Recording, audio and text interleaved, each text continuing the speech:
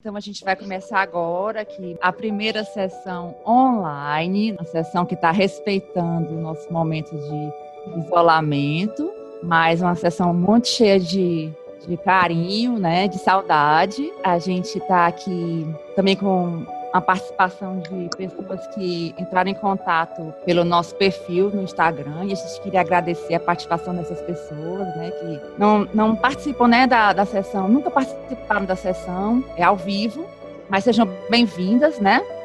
E quando esse momento passar, estão convidadas a fazer parte do grupo. O filme foi uma cortesia, né, da Zeta Filmes, que nos proporcionou assistir essa peça, né, essa obra de um cineasta muito peculiar, que o nosso amigo Robson vai poder falar bem melhor do que eu, né? A gente está trocando figurinhas desde ontem e acho que a gente pode começar, né? Bem, o filme que a gente assistiu, né, A Caverna dos Sonhos Esquecidos, foi dirigido pelo Werner Herzog. O Herzog, que apesar de não se filiar assim, ao novo cinema alemão, ele é um cineasta daquela geração, né, surgida ali no final dos anos 60, começo dos anos 70. E ele nasceu em plena Segunda Guerra Mundial, batizado como Werner Stipetit, porque a mãe dele era austríaca de descendência croata, o pai dele é alemão, Herzog, né? Mas ele foi registrado com o nome da mãe. Eu acredito que isso aconteceu porque o pai dele ficou preso nos campos de concentração durante a guerra, né? Quando ele volta, eles vão morar no interior, mas muito cedo o pai dele abandona ele e mais tarde ele adota o sobrenome do pai porque ele achava que era mais sonoro, né? O Herzog, que Herzog significa duque em alemão. E ele teve uma infância muito pobre, né? Ele é de Munique, mas quando ele era pequeno ele foi morar no interior, assim, numa situação bem precária mesmo. Não tinha saneamento básico, ele não conhecia cinema, né? Até os 12 anos ele não sabia o que era cinema, assim, nem tinha energia elétrica onde ele morava. E quando ele vai para Munique, ele vai morar num dos conjuntos habitacionais que surgem ali no pós-guerra, né? Que são várias famílias amontoadas nas zonas mais pobres das cidades. E é lá que ele conhece um amigo de infância dele, que seria o ator fetiche dele por vários trabalhos, né? Que é o Klaus Kinski, né? O pai da Natasha Kinski, né? Quem assistiu Paris, Texas sabe quem é. Eles dois se conhecem ali pequenos e ele disse que naquele momento ele sabia que ele seria diretor de cinema e que o Kinski seria o ator dos filmes dele, né? Que foi, de fato aconteceu. Ele estudava em uma escola e desde pequeno ele sempre mostrou essa personalidade forte dele, né? Ele foi assim obrigado a cantar num coral do colégio quando era pequeno, e se recusou, quase foi expulso da escola, e ele pegou um trauma de música, assim, que ele só foi conseguir ouvir música muitos anos depois, né? Nesse período, assim, de adolescência, ele teve problemas na escola, mas ele conseguiu se formar no ensino médio, né? No sistema educacional alemão, e ele, através de uma enciclopédia, né? Ele tomou contato com o cinema, né? O que era atividade cinematográfica, ele decidiu que aquilo dali seria a vida dele, né? Através de um verbete de enciclopédia, né? Uma coisa que hoje em dia a gente não tem mais acesso, né? Enciclopédia é uma coisa assim, totalmente ultrapassada. E ele, imbuído desse desejo de ser cineasta, ele foi e roubou uma câmera da Escola Nacional de Munique, né, uma escola de cinema. Anos depois ele foi perguntado sobre o episódio e ele disse que a câmera era direito dele porque ele queria exercer a profissão e a escola tinha a ferramenta e ele não tinha dinheiro para comprar, então ele resolveu se apropriar disso, o amor que ele tem pelo cinema. Ele, para poder financiar os primeiros filmes dele, ele teve que trabalhar de metalúrgico, né? Um período assim, entre 16 e 18 anos, ele trabalhou de metalúrgico para poder financiar os primeiros curtas-metragens dele. Quando ele se formou no ensino médio, ele ganhou uma bolsa para poder estudar na Pensilvânia, no instituto lá que ensinava cinema. Só que ele não se deu bem assim não se deu bem com o sistema de ensino e ele acabou fugindo dos Estados Unidos porque o visto dele foi cancelado e ele acabou indo trabalhar em rodeio no México, que mostra também esse caráter dele totalmente nômade, assim, que vai se refletir nos filmes dele. O primeiro grande filme dele, assim, que teve repercussão internacional, foi o Aguirre, né? Aguirre, A Cólera dos Deuses. Ele tinha feito alguns filmes de destaque antes, assim, em curta-metragem, mas foi o Aguirre mesmo que conseguiu assim, um grande vulto, né? Que ele foi até apresentou em Cannes e tudo, que foi o primeiro trabalho dele com o Kinski, né? E na década de 70 ele filmou mais ficção do que propriamente documentários. A Ida apresentou sobre o novo cinema alemão, quando foi falar da Margaret von Trotta, né, Ida? E o marco do final desse movimento é a morte do Fassbinder, né, no começo dos anos 80, né, que os historiadores consideram o fim do novo cinema alemão. E é justamente quando o Herzog vai procurar fazer outras coisas, assim. Ele até grava o Fitzcarraldo, que é outro filme que ele fez na Amazônia, junto com o Kinski também. Tem até o José Léo Góes, se não me engano, né? E o Grande Otelo, né? No elenco. A partir do Fitzcarraldo, ele vai se envereda mais pelo documentário. Particularmente é o que eu mais conheço dele. Né? O Herzog, eu tomei contato com a obra dele esse ano. O Lourenço até falou no Facebook, né, quando foi assistir, que o Herzog não é só o carinha do Mandaloriano, né, que é uma série de Star Wars que ele fez agora no final do ano passado, que ele disse que fez só para financiar os filmes dele, que ele disse que nunca assistiu nenhum filme de Star Wars. E ele faz um vilão lá, faz uma participação pequena, mas eu fiquei tão encantado assim, pela figura dele, né, pela presença dele, que eu fui atrás dos filmes dele. Eu vi o Aguirre primeiro e depois vi o Homem-Urso, que é um documentário dele de 2005, que é excelente, assim, excepcional, que é um dos melhores documentários que eu já vi na minha vida, realmente, que ele vai falar a história de um ambientalista, né, do Timothy Treadwell, que é um cara que procurava preservar os ursos, né, só que ele era meio assim que um Don Quixote, né, assim, os ursos não precisavam ser tão protegidos, assim, porque eles estavam em um local seguro, mas ele tinha esse desejo de proteger os ursos, e acaba que acontece uma tragédia e tudo, e o Herzog conta a história desse cara. A partir disso, o Herzog, ele vai morar nos Estados Unidos, né, e essa produção dele se foca muito nos Estados Unidos, né, ele faz alguns filmes de ficção ao longo desse tempo, filmou com grandes atores, né? Grandes atores e o Nicolas Cage, e ele fez algumas ficções, mas ele se foca muito no documentário, né? E os documentários dele são sempre assim, coisa de baixo orçamento, equipe pequena, assim, uma coisa bem cinema de guerrilha mesmo, que é uma coisa que ele ensina nas escolas de cinema dele, né? Ele fundou a escola de cinema, né? O Rogue Films, que é uma espécie de manifesto, assim, que ele conseguiu concretizar através da escola de cinema. Sempre a equipe pequena, e é o que a gente vê no filme exatamente do A Caverna dos Sonhos Esquecidos, né? Até pelas circunstâncias que se apresentam na caverna, né? Ele tem que filmar com a equipe pequena mesmo lá. Esse filme é de 2010, né? Já dentro dessa produção americana dele, né? Apesar de que o filme é uma coprodução canadense também, tem o Reino Unido e acho que a Bélgica também. São 4 países, é uma coprodução desses 4 países. E ele, como vocês viram, né? Ele fala lá da caverna de Chauvet, que é uma caverna que foi descoberta em 94, que tem as pinturas rupestres mais antigas já registradas, né? Da humanidade. São 32 mil anos, de um período que ninguém sabia que existia esse tipo de registro, apesar de ter algumas outras coisas, assim, como artesanato, mas pintura rupestre mesmo não sabia que tinha, e ele consegue essa autorização do governo da França de filmar nessa caverna, né? Ele até fala aqui de outra caverna famosa que é Lascaux, né? Que é na França também, e ele fala que lá Chauvet teve a sorte de ser preservada porque uma pedra caiu, né? Há muito tempo atrás caiu uma pedra e tampou essa entrada principal, que não aconteceu em Lascaux, e o volume de visitas do local criou mofo na caverna e tiveram que fazer uma réplica da caverna para poder as pessoas continuarem visitando. E enquanto Chauvet, só quem tem acesso realmente são os pesquisadores, né? Os antropólogos, os geólogos e paleontólogos. Ele consegue essa autorização e foi o filme que a gente viu, né? A Selma não conseguiu por causa da internet, mas eu tenho certeza que ela vai ver depois, né? Aqui, se alguém tiver alguma pergunta, quiser fazer, mas eu abro para o debate do filme, assim. A gente estava falando um pouquinho antes de começar. Se alguém quiser falar alguma coisa agora.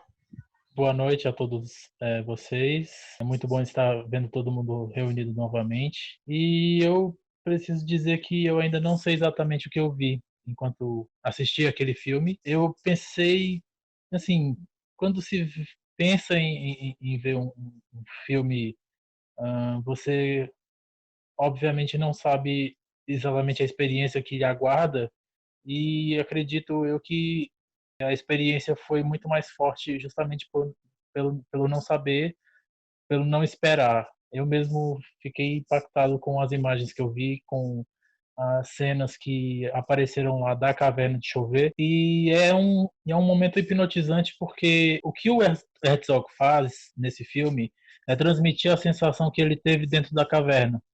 Porque não é apenas gravar, montar, iluminar com a luz fria e mostrar, ó, tem pintura ali e tudo mais, não.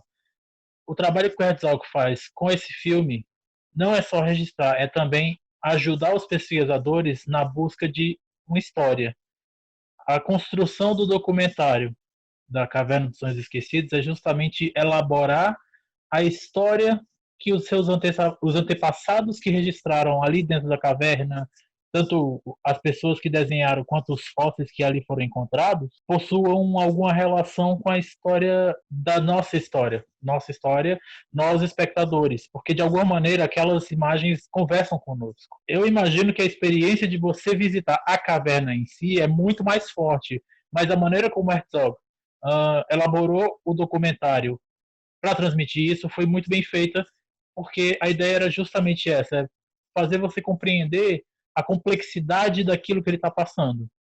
Porque ele não está mostrando só pinturas rupestres, ele está mostrando o registro mais antigo da humanidade já descoberto, está mostrando pinturas que, em teoria, são maneiras de contar, de se comunicar, porque os primeiros registros de pinturas rupestres são principalmente para poder comunicar o que aconteceu. Ah, eu vi um bicho que estava correndo, eu vi uma fêmea se esfregando no macho. Então é contar e transmitir, comunicar. E é uma vasta gama de comunicação que o documentário passa a respeito de cultura, música, natureza. Por isso, inclusive, eu acredito que o trabalho que ele fez em manter, preservar e obedecer às regras dos pesquisadores foi de preservar a história, que é uma coisa que é bastante necessária, e também difundi-la sem depredá-la. Então, eu creio que o Herzog faz isso muito bem, de difundir a história humana sem depredar, sem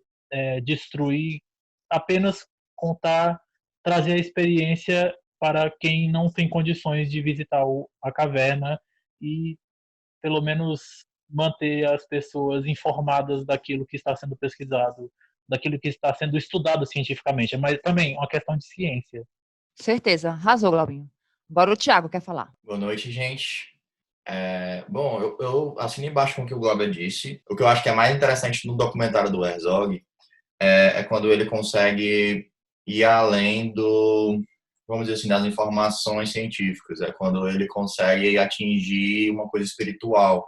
Que é, por exemplo, em um momento específico do filme, em que um dos pesquisadores pedem para todo mundo ficar em silêncio, porque eles podem ouvir o som do próprio coração deles, assim.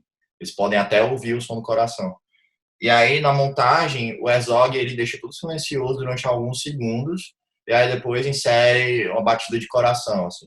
Eu acho que é tão forte, tão poético para quem está assistindo, que eu acho que é isso que ajuda você a emergir dentro daquele espaço.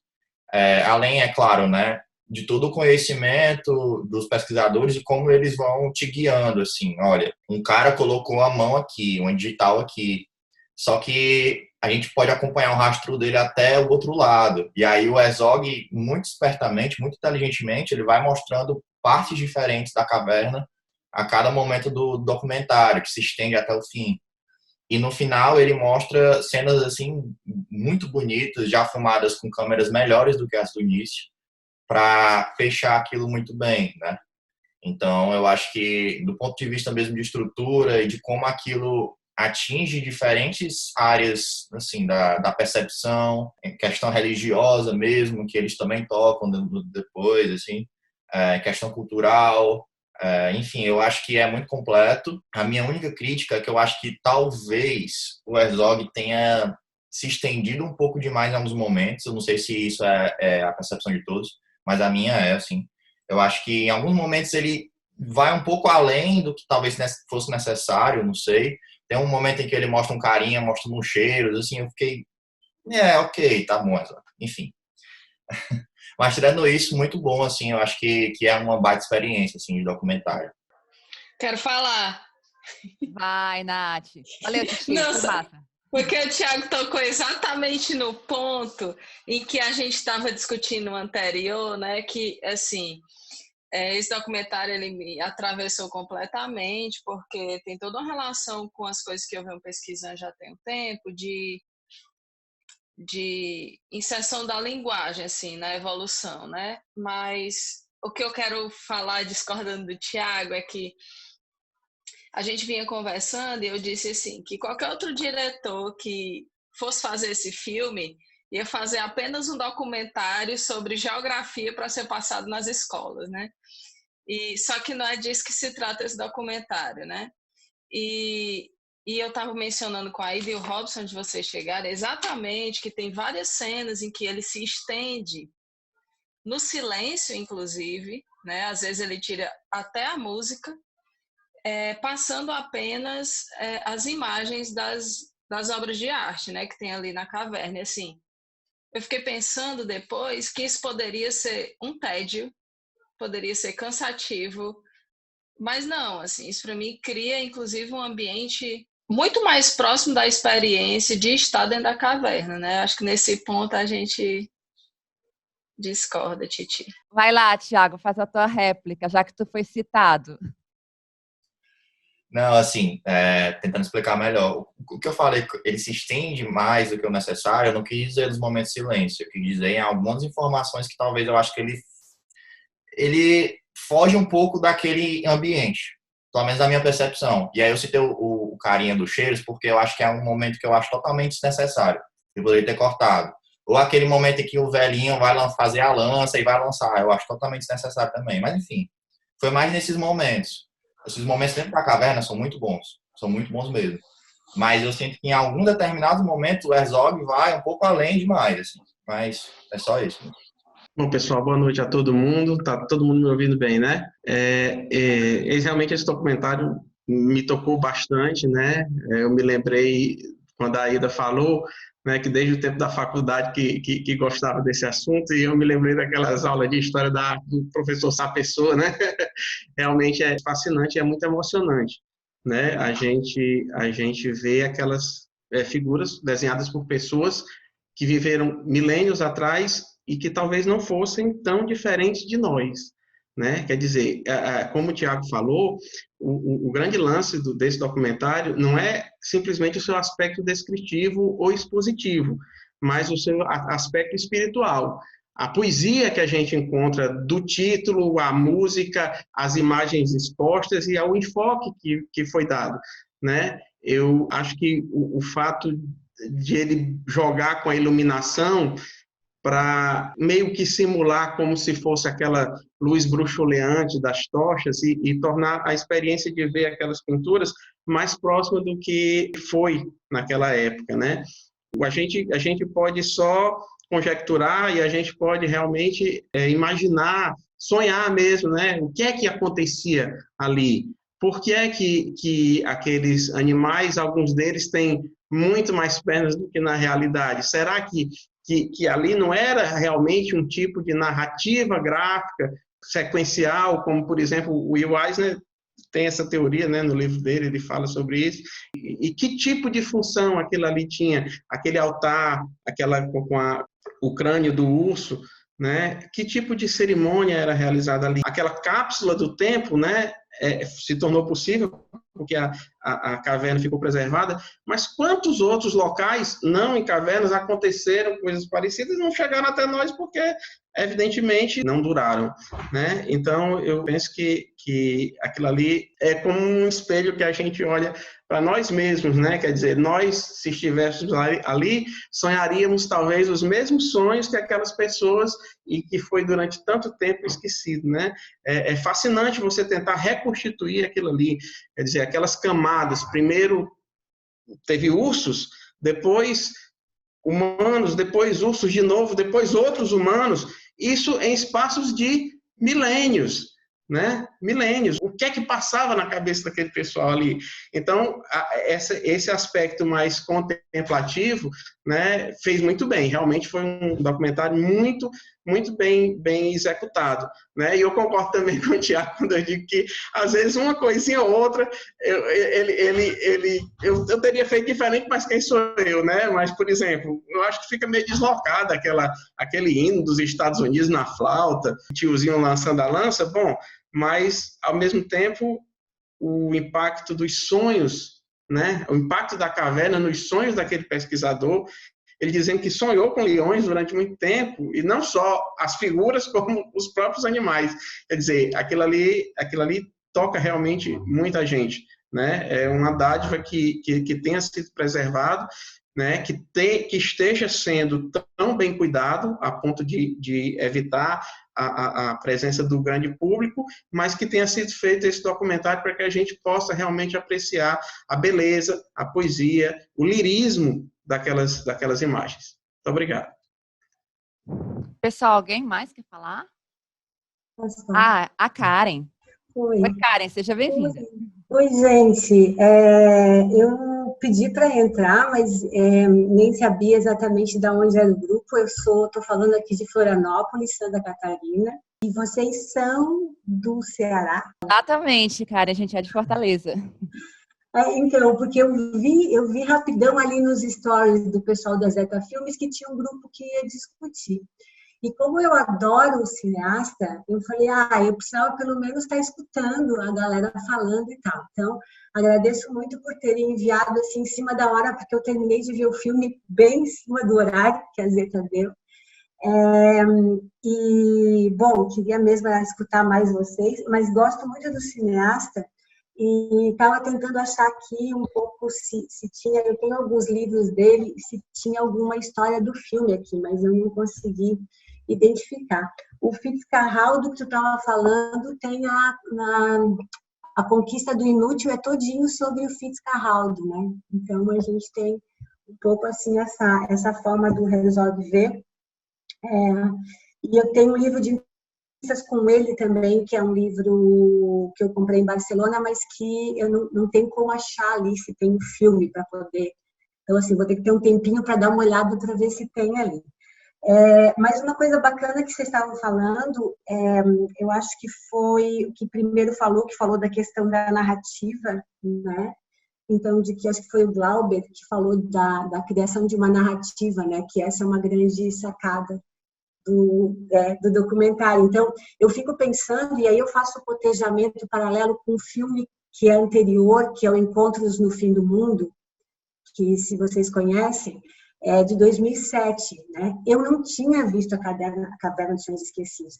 E eu acho que esse filme está muito inspirado na lógica do Encontros no Fim do Mundo, que ele faz na Antártida, né? Na Antártica, em que ele vai para McMurdo, que é uma estação norte-americana na Antártica, e ali ele vai filmando, entrevistando pessoas e filmando cenas desse mundo da Antártica. E me pareceu que a Caverna tem muito essa lógica do Encontros no Fim do Mundo. Então, essa criação de uma narrativa, né, que ele também já faz no filme anterior, e o Tiago chama a atenção para a questão das câmeras, né? Então, essa coisa do ficar em silêncio e tal, não sei se foi o Tiago Glauber, da questão do som do coração. No Encontros do Fim do Mundo tem uma cena linda, que é ele entrevistando uma bióloga, e a bióloga fala de que é tudo tão... existe um mundo tão subterrâneo na Antártida que quando eles pisam à noite no gelo, eles escutam o que está embaixo deles, né? Então, assim, ela diz, há todo um mundo embaixo de você. E nessa hora o Herzog joga uma imagem que são 3 pesquisadores no chão com o ouvido colado, né, nesse chão de gelo da Antártica. Então, essa relação narrativa, imagens, silêncios e tal, eu acho que é um jogo que ele faz muito bem. E aí eu discordo um pouquinho só dos companheiros, de alguns companheiros, que falaram da questão da extensão do tempo, né? Eu acho que justamente o Herzog ele trabalha nessa ideia desse tempo que se estende, que se dilata, né? No que parece ser um excesso, um pouco, né? Mas que é justamente para dar esse tempo, para dilatar esse tempo. E para fechar, porque também quero escutar mais vocês, a Natália disse, qualquer diretor faria um documentário para escolas de geografia e tal. E aí eu me lembro também do Encontros, né, que foi o que eu assisti, que foi o que eu acho que está muito próximo, eu assisti a vários filmes dele, mas em que ele diz que a National é que financiou o filme dele para a Antártica. E aí ele diz, eu não vou fazer mais um documentário de pinguins. Não vou. Ele diz isso no começo do filme, né? Então, assim, eu não vou fazer mais um documentário de pinguins. E o que ele faz? Ele fala, olha, o que eu vou fazer para não cair em mais um documentário de pinguins, e eu estou falando isso para inspirar um pouco a ideia do Caverna, né? É que eu faço perguntas de outra ordem, né? Então, assim, as minhas perguntas são de outra ordem. Eu fiz um pequeno texto sobre esse filme, em que eu faço uma relação com a escola, do mundo que há embaixo do que a gente enxerga na escola, né? A questão do gênero. E aí, no começo desse textinho, eu faço as perguntas que ele faz, né?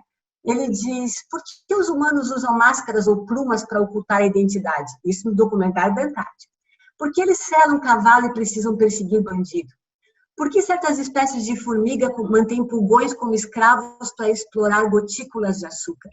Por que o animal tão evoluído como um chimpanzé não utiliza seres inferiores? Né? Então, assim ele vai seguindo. Então, na verdade, o que ele faz no documentário da Antártica é fazer perguntas de uma outra ordem. E aí eu acho que no Caverna dos Sonhos Esquecidos, o que nos permite entrar nessa viagem é justamente porque, para criar a narrativa, as perguntas dele são de outra ordem, né? Então, a gente tem aí uma outra relação com esse lugar absolutamente histórico, maravilhoso e, né, e espetacular da humanidade. Então, é um pouco isso, assim. Karen para 2022, vamos aí votar nela, né? 2022. Karen, já anotei aqui Encontro do Fim do Mundo. Sim, já é que eu gosto muito. Vocês vejam que eu tenho uns 4 livros, assim, 5, só sobre a coisa. E outra coisa, viu? De ontem para hoje, assim, todo mundo aqui assistindo tudo que pode do Resorg já, porque tá todo mundo apaixonado. Viu? E o nosso amigo Lourenço também aqui quer contribuir. Já e aí depois eu quero pegar essas paradas que fez tempo, então, dos pastas aí, então.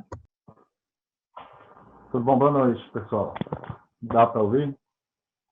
Na alegoria da caverna, quando você entra na caverna, você está dentro da caverna, na verdade, você não enxerga o mundo como o mundo é, você só enxerga as sombras, o que é uma distorção do mundo.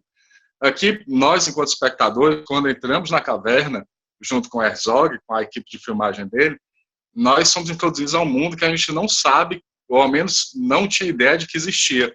Ou sabia que existia, assim, de forma escolar, né, de forma acadêmica, mas não daquela forma tão pulsante, para pegar essa ideia aí do coração que pulsa, né? Lembra até da Clarice, que a Clarice tem o primeiro livro dela, é Perto do Coração Selvagem, e aquilo é muito isso, né? É um coração selvagem que pulsa ali dentro, quando a gente entra junto com o Herzog. Outra coisa interessante que eu achei é a aproximação que ele faz daquelas narrativas gráficas, citando aí o Will Eisner, aí, que o Lauro falou, sou muito fã do Eisner, as narrativas gráficas que existem ali naquelas paredes, que não deixam de ser narrativas, e do cinema. Ele faz isso ele faz isso em alguns pontos do filme, e é deveras interessante quando ele compara ao Fred Astaire dançando, né? Eu não sei que filme é aquele, o diz na crítica dele, mas eu não lembro. E quando ele diz que tem um animal que tem várias pernas, e aquilo ali para dar uma ideia de movimento, e o cinematógrafo, quando foi criado, era justamente aquilo. Então, como aproximar aquelas figuras que foram desenhadas ali naquelas paredes há 35 mil anos atrás, há uma arte que a gente ama tanto, que é o cinema, e que é tão nova, né? Que das artes é uma das mais, como é que eu vou dizer isso? Mais imaturas, digamos assim, né? O cinema. E, ao mesmo tempo, as duas se aproximam de uma forma muito, muito bonita pela sequência de imagens que proporciona a narração dessa história. Outra coisa interessante é que eu assisti o filme, sinto dizer, no notebook, porque eu não conseguia assistir na televisão, porque a internet não pegava na televisão. Eu fiquei com muita raiva, porque eu queria ver aquilo numa tela enorme, e estava na tela do computador. E quando eu fui pesquisar o filme, eu percebi não, eu cheguei ao fato de que o filme ele foi filmado em 3D, né?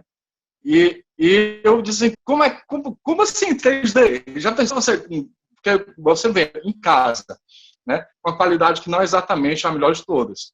Na telazinha do computador, você já se sente meio inebriado. Você entrando ali em 3D com aquele sentimento, com aquele senso de profundidade, deve ser uma experiência completamente imersiva, né? Não consigo achar outra palavra para descrever esse tipo de experiência. E mais um ponto, eu estou falando demais, mas mais um ponto que eu queria destacar aqui é uma característica meio, não sei se existe esse adjetivo, mas eu vou colocar aqui, Eduardo Coutinhiana, do Herzog, quando ele faz as entrevistas, principalmente de um cara que está na frente do computador, é um cara que claramente é francês, que o sotaque dele é muito carregado, aliás, o sotaque de todo mundo que fala inglês nesse filme é muito carregado, e ele está lá conversando com o cara disse que ele começou a ser arqueologista, e ele disse assim, mas eu era de circo, e ele, na mesma hora, ele se interessa por aquilo que não deveria ser o fato, né? Aquilo é secundário. O cara ter trabalhado no circo, antes dele ser um arqueólogo, não deveria ser interessante. Não deveria ser cortado, deveria estar no chão da sala de edição aquilo. Mas ele, na mesma hora, ele disse, você fazia o quê no circo, né? E quando ele pergunta isso, eu não sabia que eu precisava saber o que é que ele fazia no circo, mas eu precisava. Esse era um malabarista do circo. Isso, olha aí que interessante, o cara era malabarista do circo, né? Então, esse negócio de você ver o humano não é só ele tentar entender ou compreender aquelas pessoas que fizeram aquelas obras de arte na caverna, mas ele quer entender o humano de hoje também, né? Através do que ele fazia ontem, de como isso levou do ponto A ao ponto B, como disse o Tiago, aquele cara que colocou as impressões digitais, também colocou a mão lá no fim da caverna, do ponto A ao ponto B, ele também quer saber das pessoas que ele acredita, do ponto A até o ponto B, como é que elas chegaram ali. E aí eu achei isso muito, muito interessante também. Eu podia falar mais algumas coisas, mas acho que eu já falei demais, mas é isso, é a minha contribuição. Eu acho que você deveria falar mais. Obrigado. Fica à vontade, Lourenço. Mete bronca aí. É sério, o Lourenço falou tanta coisa que eu queria falar, assim, eu fico feliz em ouvir. Obrigado, Aida. Quem mais quer falar? Não, na verdade, sim, eu estou tirando só a imagem, porque a minha cadela está só pulando em cima de mim, aí está tremendo o tempo todo, aí por isso que eu tirei a imagem, mas eu estou aqui o tempo todo. Então, se o Herzog tivesse filmando, ele com certeza mostraria isso. Certo. Mas assim, vamos lá. O que eu vou falar agora a respeito do artista de circo, bem interessante, que o que me chamou a atenção foi aquela hora da arma que ele ficava jogando, né? Ao primeiro momento eu pensei, por que ele está tentando tantas vezes isso? Está repetitivo. Aí ele conclui, os homens de antes eram mais fortes. Aí quando ele dá aquela frase, aí ele está explicando por que ele repetiu tanto isso. E eu acho aí isso interessante no documentário. A mesma fala do perfumista, que foi questionado agora, o perfumista, quando começa, ele não explica qual é a função dele. E eu achei muito estranho, ele tá realmente cheirando. Ele tá cheirando aquilo ali, aquele buraco. Aí depois que ele vai dizer por que ele está fazendo aquilo ali.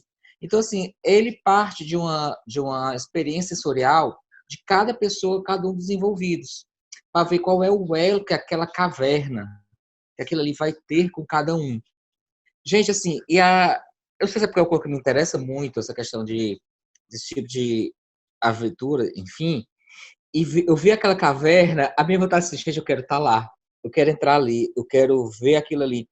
Quando eu vi aqueles desenhos rupestres, cara, eu fiquei louco.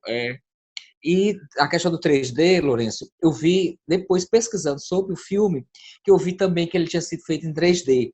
E eu fiquei indignado por não ter tido essa experiência, porque eu não consegui imaginar como deve ser achar aquilo ali em 3D. O que é Avatar, meu Deus? Achei Avatar em 3D, não é nada. Aquilo ali é que vale ser assistido em 3D. E assim, e voltando assim, a caverna, porque assim, ele começa bem na caverna, o que me chamou a atenção, aquele senhor, já com a idade um pouco avançada, fazendo aquela travessia, que não é fácil. Fisicamente, a gente tem que se pensar como é que ele conseguiu fazer aquilo ali. E ele mostrou o passo a passo daquilo, e depois que ele mostrou a dificuldade de chegar, ele foi mostrar a caverna em si, e depois da caverna, como no próximo capítulo, a relação das pessoas com a caverna. Eu achei assim, extremamente didático, e mostra a profundidade daquilo ali. Eu realmente fiquei encantado com aquele filme. E A Guerreira também foi um filme dele que me chamou muita atenção, mas esse documentário, eu vou te contar, ele me tocou mesmo, acho, não sei se pelo momento e tal, mas para mim foi um filme tocante, foi um filme que realmente eu amei ter assistido. Bom. Eu queria lembrar só a gente estava falando do Fitzcarraldo e do Aguirre, né? Mas ele fez um em Salvador, na Bahia, e África, que é o Cobra Verde. Não sei se alguém assistiu, né? Então, o Cobra Verde é um filme também que trabalha nessa lógica das coisas que ele constrói, né? Dessa traquitana que ele constrói meio faraônica, assim, para produzir o filme. Aqui o Cobra Verde é muito, muito, muito antigo, né? E a lembrança do Lourenço sobre a questão do 3D que vocês estão falando, gente, é fundamental. Eu não consigo imaginar o que deve ser a beleza desse filme do 3D. E a fala da questão do entrevistado do circo é bem legal. Se vocês assistirem encontros, vocês vão pirar, porque ele entrevista todo mundo, e todo mundo era alguma coisa e é outra ali em McMurdo. Então, todo mundo ele vai chamar de sonhadores profissionais, que são essas pessoas que vão ser outra coisa no fim do mundo. Então, esse interesse por esse prosaico que o Herzog tem, eu acho que está muito presente nessa coisa documental dele, né? Da entrevista a partir de elementos que são absolutamente ordinários no que seria a fala da pessoa. Eu me lembrei que o Herzog, ele constrói muito bem a atmosfera. Eu lembrei a partir desse filme aqui, Nosferatu, de 79. E quando ele faz isso, logo nas primeiras cenas, que é quando ele mostra aqueles cadáveres, ele mostra aquela atmosfera de horror e tudo mais, é uma coisa que ele teve que, de certa maneira, reconstruir para a narrativa do Drácula, porque isso foi estabelecido na adaptação do Murnau, perdeu-se ao longo das adaptações subsequentes, contando o Universal, Hammer e por aí vai, para então, na adaptação dele, trazer de novo a atmosfera do horror, que é muito essencial para a história do Drácula. E isso, eu não sei exatamente se ele faz nos outros filmes dele, mas acredito que pelo tato que ele teve em fazer nesse filme e pelo que ele fez também no filme da Caverna dos Sonhos Esquecidos, ele tem um domínio de construção de atmosfera muito forte, muito bom. Aí eu gostaria de falar uma coisa também, que eu estava assistindo ontem, né, anteontem, né, a Caverna, e reparei que ele tenta associar a questão do que se vê dentro da caverna, né, essa certa dramaticidade que se tem dentro da caverna, com o cenário que tem fora, certo? Porque realmente lá fora, aquele vale, aquele rio, aquele cenário tão bonito, tão cheio de movimento, aquela ponte de pedra, ele até chega a falar realmente que aquilo ali evoca Wagner, né, a ópera. Não sei se vocês lembram disso. Que aquilo ali, se não haveria outras manifestações artísticas, outros povos que teriam tido manifestações artísticas similares perto. Em algum momento ele fala no filme sobre aquilo ali. Aí eu fiquei vendo aquilo e pensando também, né? Porque, óbvio, como o Lauro citou, né? Eu me lembrei da faculdade, da Caverna de Lascaux, né? Sempre me interessei por esse assunto e fiquei realmente extremamente impressionada com a sofisticação dos desenhos. Olha, é um nível de expressão que eu nunca tinha visto para ser pintura rupestre. Fiquei encantada mesmo. Mas eu fiquei lembrando dessa história da dramaticidade de Wagner e tal. Aí no dia seguinte, o que é que eu fui assistir? Nosferatu. Aí eu tô lá assistindo Nosferatu. Tá lá aquela história, né? Tal, começando. Aí em certo momento, não sei se eu vou dar spoiler aqui, né? Mas em certo momento o personagem está lá se dirigindo para o castelo do Drácula, né? Lá, nesse filme, ao contrário do filme, né? O filme de 1920, é 22, né, Globinho? Do Murnau, né? Ele pode usar o nome Drácula, né?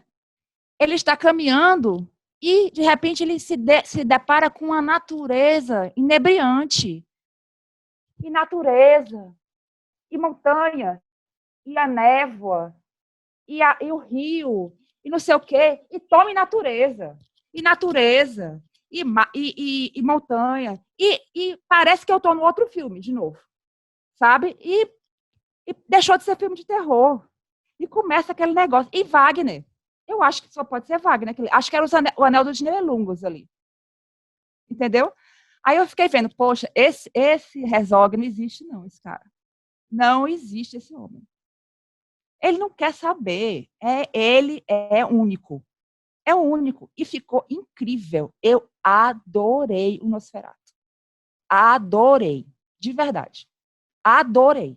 Essa questão do Wagner que ele cita, ele está falando do romantismo, né? Que é um movimento literário e artístico que fala que o homem se torna completo quando se encontra com a natureza, né? Que a gente tem aqui o José de Alencar aqui com o indianismo, né? E tudo. E ele fala dessa questão. E isso é uma das marcas da carreira do Herzog, né? Ele trata desse conflito do homem com a natureza e dessa relação do homem com a natureza, né?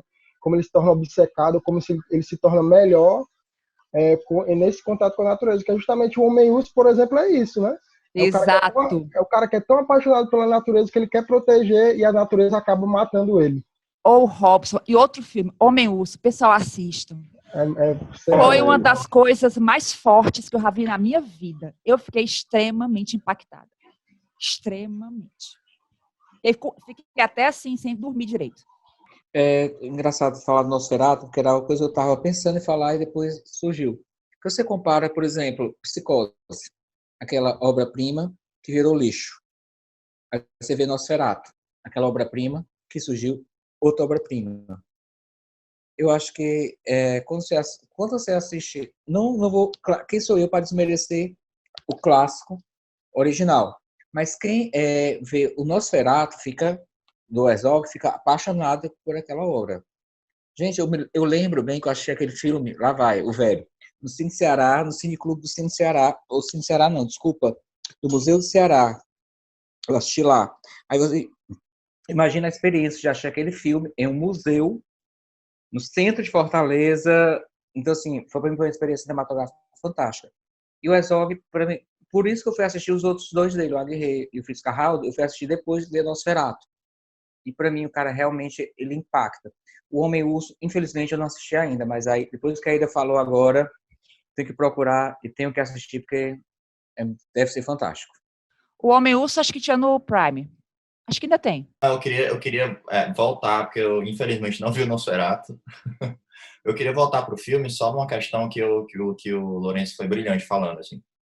A relação que ele faz com o cinema, porque quando você vê aqueles desenhos, aquela tridimensionalidade, e principalmente uma coisa que tem relação, inclusive, com as artes plásticas, que é a questão do movimento, né, dos personagens ali, dos animais e tal, as pequenas narrativas que você vê ali inseridas ali naqueles contextos, é muito curioso, né, porque existem outros relatos de outras civilizações, se eu não me engano, as da Austrália, dos aborígenes e tal, que eles também utilizam os desenhos como forma de contar histórias. Não só como, sei lá, meros desenhos exemplificativos. Assim. Eram formas que, para eles, eram muito, muito inteligentes, muito eficientes de contar uma história e de deixar gravado a presença deles ali dentro daquele mundo, né? E o que eu acho que é justamente o porquê do cinema existir. Não só do cinema, a literatura, tudo, assim. É você poder marcar a sua estadia aqui nesse mundo, que um dia você vai embora, né? Isso é a única coisa certa que existe. Mas quando você cria uma arte, quando você dá luz a personagens, a situações, faz uma crítica social, ou mesmo diverte pessoas, ali você está colocando a sua impressão digital no mundo, ali, sabe? É uma forma de você contar uma história. E é uma coisa que é muito bacana, porque eu me lembro até lá do meu primeiro semestre da faculdade de cinema, que o professor falava que o cinema não nasceu com o cinematógrafo em 1895. O cinema nasceu com os Homens das Cavernas, com eles contando essas histórias, né? Com eles ousando ir além do que na mera tradição oral e tudo mais, né? Inclusive, o próprio Herzog retoma isso depois, quando ele conversa com o velhinho, ele fala lá, os caras estavam criando imagens, que é muito superior a simplesmente você sair falando, sabe? Então, é uma coisa que eu acho que traduz muito bem o que é o cinema, em que ele conseguiu colocar ali muito sutilmente, sem forçar, entendeu? Isso fica muito evidente quando você percebe que existe relação com outras obras, com a música, que aí ele vai atrás das flautas, com Wagner, como a Aida disse, com a dança e por aí vai. É isso. Robson, quer falar alguma coisa? Karen. Eu achei bem bonita, eu estou achando super legal a relação que vocês estão fazendo. Bom, todas. Nosferatu, não vou nem falar, porque, né, essa coisa da atmosfera é isso mesmo. Acho que vocês estão certíssimos. Assim, me arrepia só de pensar que você ficou fazendo assim pro DVD. Eu falei, me arrepia só de pensar, né, naquelas cenas. E achei bem bonito que a Aida falou da relação do dentro com fora, né?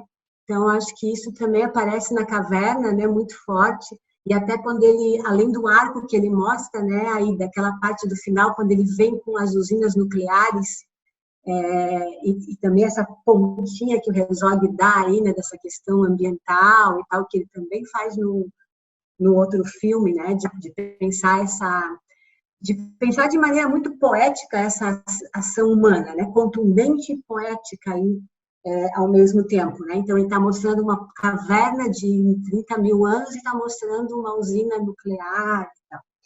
Eu não sei se vocês assistiram um filme chamado Onde Sonham as Formigas Verdes, que é dele.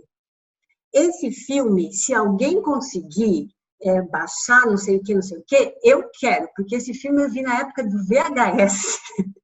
Eu nunca mais me esqueci na vida e não consigo achar esse filme em lugar nenhum. Então, se alguém, vocês que são assim mais jovens do que eu e que... Tem um site que tem um torrent, eu não sei se tem gente que está semeando a cópia. Eu vou mandar aqui no chat, viu? Vou procurar aqui. Robson, que legal. Esse filme, por que eu lembrei do filme? Porque no da caverna tem aquela hora em que o pesquisador lá, o cara que era do circo, ele fala de um antropólogo nos anos 70 que está junto com um aborígene australiano. Ele vem com a história do aborígene, né? E aí ele disse, o aborígene, que era informante dele, ele como antropólogo sobe, né, lá então na montanha, e aí a pintura rupestre que vai se esvaindo com o tempo, e que ele vai lá e pinta. Aí o pesquisador pergunta para ele, né, por que tu está pintando de novo, né? Uma coisa pré-histórica. E aí ele diz, eu não estou pintando, é o espírito da mão pintando. Ai, uma das cenas mais bonitas. Então, isso me lembrou muito esse filme do Onde Sonham as Formigas Verdes. Também estou pensando nisso para entender a lógica do cineasta, tá, gente? Não estou citando o filme porque só para citar, né? Mas assim, pensando na lógica do Herzog nesse filme das Formigas Verdes, onde ele vai mostrar uma obra sendo feita numa região, numa região sagrada, em terras aborígenes na Austrália. E aí ele mostra os aborígenes absolutamente em silêncio, eles se sentam em um lugar, né, como se fosse uma resistência pacífica, porque é um pouco assim, ó, qual é a lógica que a gente tem para explicar algumas coisas, né? Então, essa lógica do silêncio dos aborígenes contra essa obra de uma multinacional e tal, e essa relação desse momento do caverna, quando ele fala, né, não sou eu, não estou pintando, é o espírito da mão, né, que está aqui pintando. Eu queria ressaltar que essa questão toda a história do espírito da mão, assim como vocês também haviam destacado, essa cena é excedente, essa cena deveria ser cortada, ou então, essa cena... Assim, eu acho que o próprio trabalho de filtrar as informações do documentário, isso na minha visão de montador, de editor, é uma coisa que realmente é muito difícil de você estabelecer quando o propósito é justamente transmitir a experiência. Se você quer contar a história, se você quer relacionar a história de uma coisa, você tem que dar os elementos para poder ajudar as interpretações.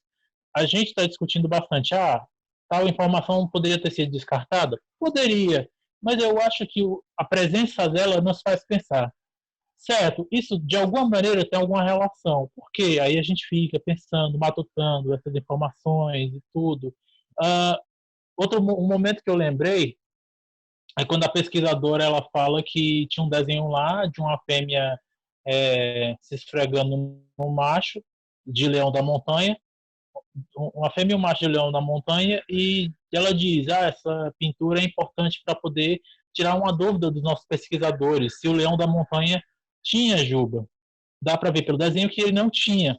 Então, esses pequenos detalhes é o que fazem, eu sinto que é o que fazem a diferença na narrativa do Herzog.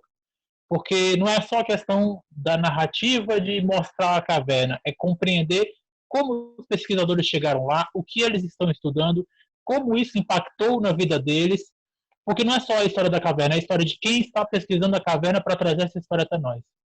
Então, essa profundidade que o Herzog dá nos mínimos detalhes é o que torna a experiência até mais rica. Eu volto aqui àquele momento que foi citado do rapaz que trabalhava no circo. Foi realmente assim, uma das entrevistas que eu mais gostei, porque ele vai além, né? Ele vai além de saber do impacto que aquela experiência de estar naquela caverna, né? Qual o impacto que aquela experiência teve no ser humano, não só no profissional, né? Tanto que ele pergunta, ele se interessou pelo antes, como a Karen já falou aqui também, né? Já é uma prática dele. O antes, né?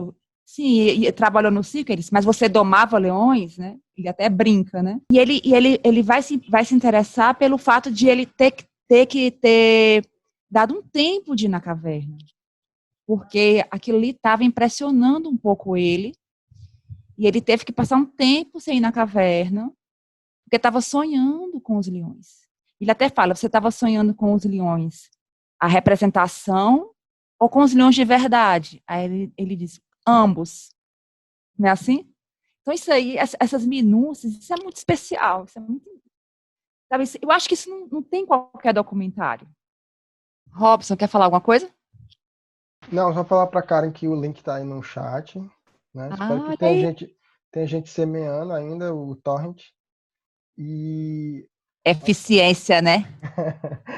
E não, tô apaixonado pelo Herzog. Só dizer que eu gosto muito da narração dele, assim, essa voz dele, o inglês misturado com o alemão, parece o vilão de James Bond, assim.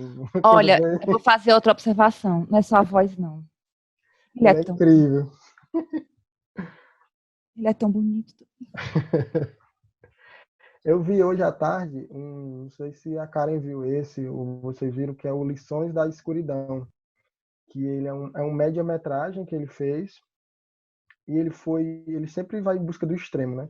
Então ele foi filmar os campos de petróleo do Kuwait pegando fogo depois da guerra do Iraque, né? Que primeiro foi o Saddam que queimou os campos de petróleo e depois o próprio exército americano, né? E ele mostra assim, e ele é uma coisa assim, uma idiosincrasia da carreira dele também, que é a questão do documentário misturado com ficção e da ficção misturado com documentário, né? E ele começa a filmar os campos de petróleo assim, e vai narrando como se fosse um filme de ficção científica, né? Ele fala assim, esses seres vieram nos saudar e são na verdade bombeiros que estão lá apagando fogo, né? E ele vai narrando como se fosse ficção, né? E ele tem muito disso, assim. No próprio Aguirre tem um plano lá que a liteira lá que os atores estão carregando cai e você vê uma mão entrando no quadro assim e depois ele diz que é a própria mão dele, assim, que ele ajudou para os atores não derrubarem assim no chão. E ele tem essa questão, né, dessa veracidade, assim. Ele fala que todos os filmes são ficção, né, mesmo os documentários, assim. E faz a gente pensar justamente essa questão da edição, né, e da captação mesmo, assim.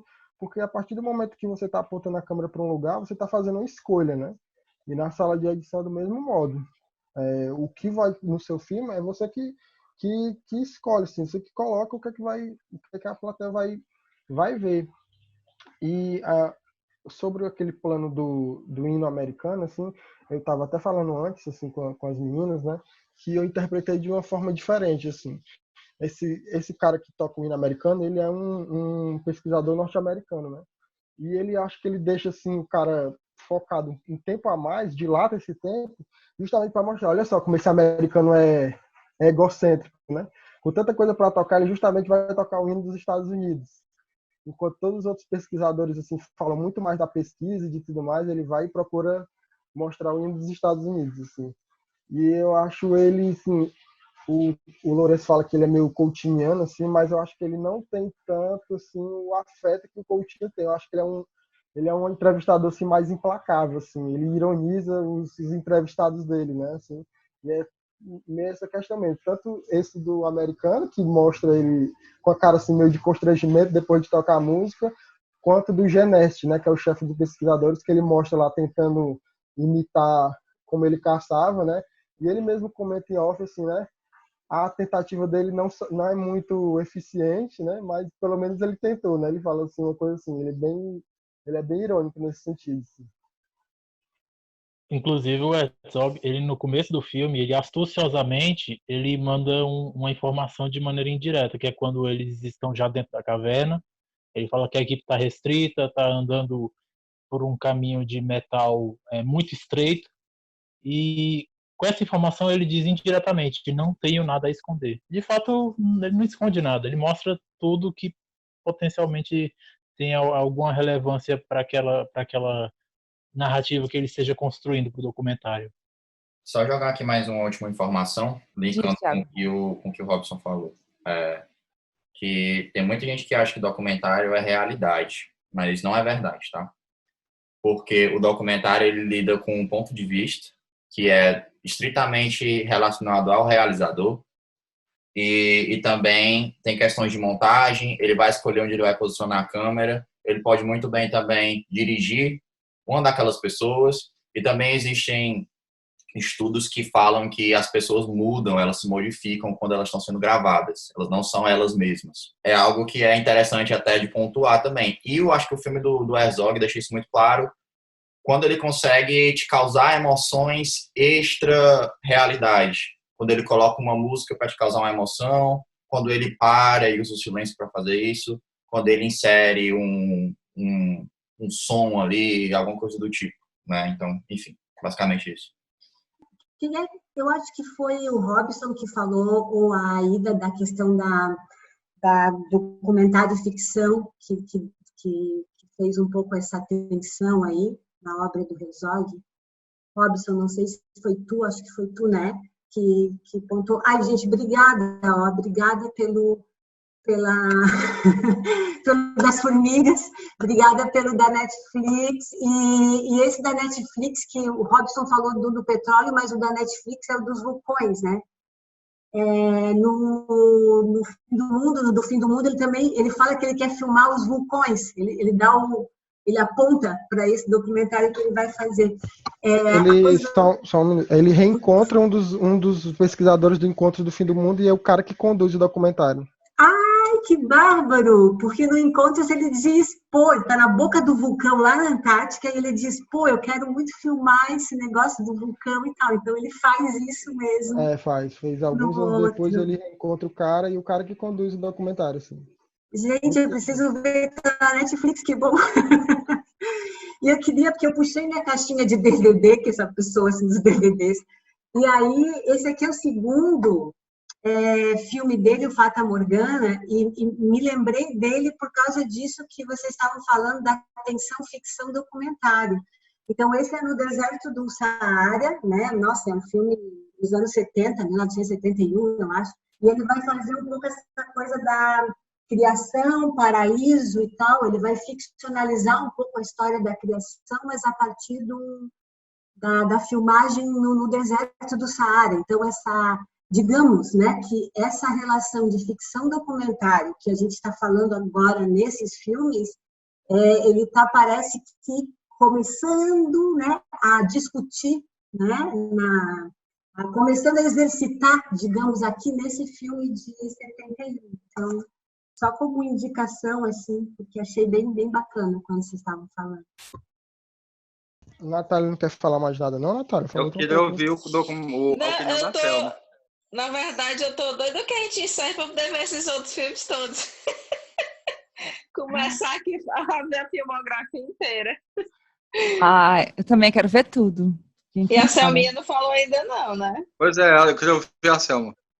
Então, não vi o filme. Eu disse no começo. A Selma ficou sem internet. A internet dela deu pau. Ela tá parasitando a do vizinho. Ela tá fazendo uma homenagem aqui ao vencedor do último Oscar. Mas eu queria dizer o seguinte. Uma referência. Diz como você tá se sentindo escutando tudo isso que a gente tá falando. Você gosta do Herzog? Não, eu tô assim, encantada. Quero fazer uma crítica ao encontro presencial, viu? Eu estou observando aqui que o encontro virtual está sendo mais proveitoso nesse aspecto da discussão do filme, viu? Também achei. Tá bom, a gente quando se encontra pessoalmente. Acho que tem uma organização aí, né? Uma inscrição de quem vai falar e todo mundo pode falar. Não fica todo mundo falando ao mesmo tempo. E não tem lanche. Aí ninguém come, é que a gente fala. Não, mas eu acho que presencialmente dá para rolar isso aí também, viu? Porque é de uma riqueza, gente, que não tem tamanho, entendeu? A gente não tá tendo isso no presencial. Eu senti aqui que dá para melhorar. Vamos pensar aí pro futuro, como é que a gente pode fazer. Nem que a gente tire o lanche. Gente, por favor, vocês podem me dar o contexto desses encontros de vocês? Que pessoas são vocês? Agora! A gente dá o contexto agora. A Selma falou agora, eu disse, gente, mas essas pessoas se encontram de vez em quando, como é que funciona? Fiquei muito curiosa. Eu sei que não é o tom da conversa, mas a gente fala bastante. A gente fala assim, Karen. A gente é um cineclube, né? Nós nos encontramos há 2 anos, pouco mais de 2 anos já. Nós já vamos para o 3º ano, né? Nós fizemos juntos um curso de crítica de cinema do Pablo Vilaça. A grande parte, na verdade, né? Que está aqui. E nos conhecemos nesse curso e criamos um grupo e começamos a assistir filmes juntos. Aí algumas pessoas foram chamando, pessoas conhecidas, principalmente a Selma, né? A Selma é a que mais chama pessoas, né? Eu sou a campeã. Todas as pessoas legais, eu que levo. Ela é que leva. Aí, essas pessoas se encontram, essas pessoas vão pro um espaço, na verdade, é um coworking, né? Que é o espaço que eu dirijo, né? E a gente se encontra uma vez por mês e assiste filme junto. A gente já assistiu 33, 34 filmes. Eu acho que foram 34 filmes juntos. Então, assim, além de assistir filmes juntos, o que a gente faz? A gente se fala todo dia. É o meu grupo de WhatsApp mais ativo. Detalhe, né, Aida? Só complementando, não é só o pessoal que está aqui, não. Né? São 40 pessoas, né? São quantas pessoas no grupo? Começou 40, com 80 e pouco, hoje tem 40, e a frequência das reuniões gira em torno de 20, mais ou menos. Já teve reunião com 30 pessoas. Acho que o máximo foi 30, foi um pouco mais de 30. Né? São 48 no total. 48, Vocês são de tudo que é área, quer dizer, não é gente que se conhecia antes. A gente não se conhecia antes. Assim, alguns se conheciam antes, mas assim, eu, por exemplo, eu estudei com o Lauro. Mas a gente se encontrou no curso por acaso. Certo? Não vai falar que é da época do VHS. Mas são áreas diversas, cara. Todo mundo deve ser são áreas diversas. Áreas diversas. Mas, assim, é muito legal, porque todo mundo aqui é doido por cinema. Alguns são estudantes de cinema, né? E alguns são formados já, né? Em cinema, né? Porque, assim, alguns são formados há muito tempo. Muito legal. No Ceará, gente, só para me localizar, isso é Fortaleza? Aí pronto. Aí, então, assim, a gente se encontra, como eu te falei, a gente se encontra todo mês. Aí, quando começou o isolamento aqui, no dia 19 de março, em Fortaleza, a gente ia fazer um encontro. A gente tinha acabado de fazer um encontro. Em Foi na tese. sexta-feira anterior. Exato. Em tese, o nosso próximo encontro ia ser mais ou menos dia 15 de abril. E a gente já estava na maior abstinência, né? Aqui, louco para se encontrar. A gente se encontra também em cinemas para os lançamentos, né? E reúne a galera e vai ver os lançamentos também, além desses encontros programados mensais. É um grupo bem divertido. Adorei, gente. Obrigada por terem divulgado lá. A gente tem o Instagram e o Facebook. Se você... agora estou seguindo vocês. É que eu acabei de seguir vocês assim que vi o filme, então ainda não conheço vocês pelo Instagram. Não deu tempo de fazer o stalkeamento do Instagram. Depois você vai ver, no nosso Instagram tem assim, as indicações. Agora a gente está, né? Como a gente está sem sessão, a gente está só conversando sobre o filme mesmo e tal. Mas aí no Instagram tem, quando tem sessão. A gente está tentando assim, fazer o que pode, né, nesse momento. Mas... Bom, então, enquanto for virtual, eu posso aparecer aqui, né? Porque pela nossa distância aí do sul ao nordeste do Brasil, mas virtualmente dá para fazer. Dá para estar. Obrigada, gente. Então, pessoal, eu gostaria de agradecer a participação de todo mundo. Foi muito produtivo o nosso encontro.